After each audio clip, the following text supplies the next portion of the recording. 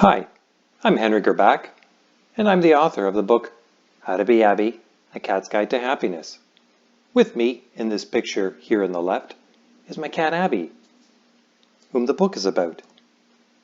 Today's topic is how to forgive. The house in which we lived when we first brought Abby into our lives had a small fenced-in backyard. We would usually let Abby roam free in the backyard, but supervised. One day, I let Abby outside, and then I decided to go back into the house to do a couple of things. Shortly afterward, I came back out to check on Abby, and I found another cat in the backyard. I watched as both cats hissed at each other. Then Abby began to growl at the intruder and move forward as if to defend her territory. When I realized that a fight might ensue, I decided to intervene.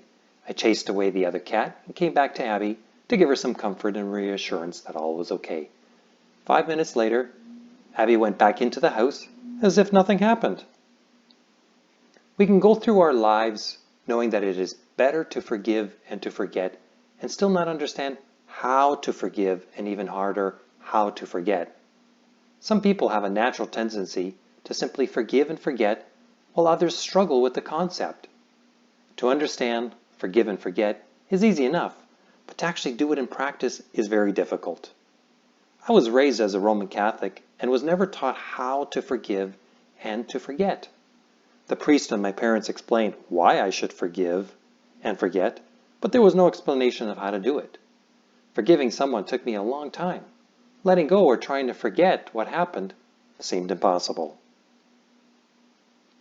I'm not saying that today I'm the Buddha, but today it takes me a shorter time to forgive and let go.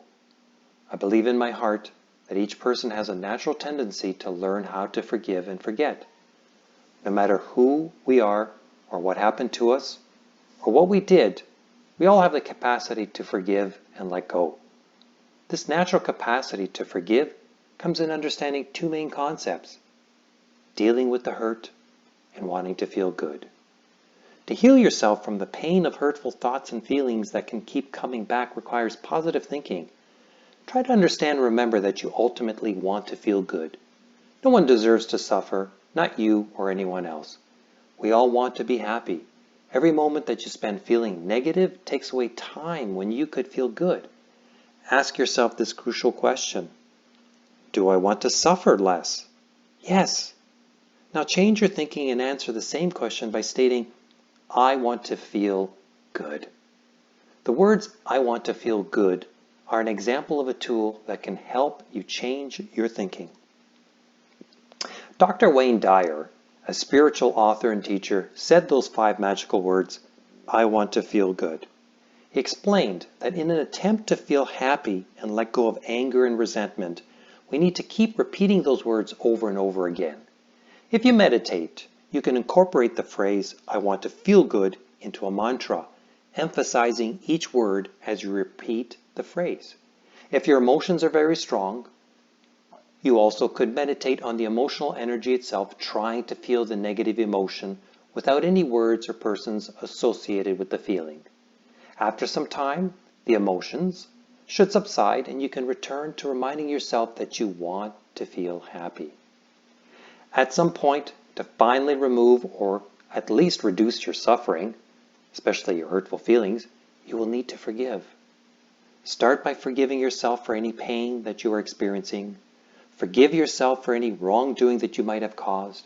Forgive yourself for feeling angry, spiteful, or any other negative emotion. You can repeat these words, I forgive myself. Equally as important, you'll need to forgive others. It will be difficult to forgive someone who has caused you so much pain, and you might wonder, if I forgive, am I not allowing myself to get hurt? You might not trust this person again because trust requires repeated proven behavior and action, but you can still love this person. Repeat these words, I forgive you. Visualize in your mind that you are sending the person positive energy in the form of forgiveness. Each time you say, I forgive you, visualize this in your mind. It could be in the form of a white light, a cool breeze, or any other comforting visualization that you can imagine. Remember, each time the hurtful feelings return, keep repeating, I forgive you. and keep reminding yourself that you want to be at peace and ultimately happy. Once you truly feel that you have forgiven both yourself and the other person, send a blessing and wish him or her to be happy also. Releasing yourself from the hurt is the act of forgiveness, and feeling good is the transformational process of letting go. Here's another powerful tool to help you forgive someone, especially after that person has hurt you. This tool is known as Cultivating Loving Kindness and Compassion Meditation. In this meditation, we try to visualize and experience 3 states of people: a loved one, a neutral person, and an enemy. I invite you now to close your eyes. Start by taking a couple of deep breaths, slowly in and slowly out. Once again, slowly in and even slower out. Next, picture someone you truly care about. With that person in mind, try to feel love and compassion toward him or her.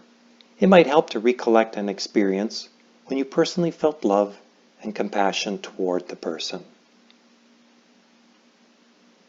Now meditate on the feelings, and with the emotions still within you, picture a neutral person who you don't necessarily know or have any emotional connection to. For example, a store clerk. Visualize this neutral person and try to see and feel loving kindness and compassion toward him or her. Stay with the feelings for a while and see if you can wish that person to be happy. Next comes the difficult part, which involves picturing someone with whom you are having difficulties. At this time, many feelings will arise, such as hatred, anger, or resentment. When these emotions and feelings start to surface, it's important not to ignore them, but try to feel the actual feelings. Once the negative energy is at a calming state or has subsided, try once again to visualize the person. If you need to do so, go back to visualize the neutral person. Or go back further to the loved one and try to generate loving kindness and compassionate feelings again. We are trying to bring positive emotions or energy and use them to help cultivate the same energy toward the difficult person. When we can see that the difficult person is no longer an enemy, but a person who, like us, experiences suffering, we can learn to feel compassion for that person. Try to remember that unmindful words and actions come about when someone is suffering or simply because of his or her ego. In other words, look past the unmindful action to see the person as someone like you. We all want to feel good and avoid suffering. This is something that every human being has in common, and understanding this helps us to connect with people and relate to their feelings. When we can relate to people and their feelings, then forgiveness becomes easier. Learn more, How to Be Happy, A Cat's Guide to Happiness. Thanks for watching, and thanks for listening. Have a great day.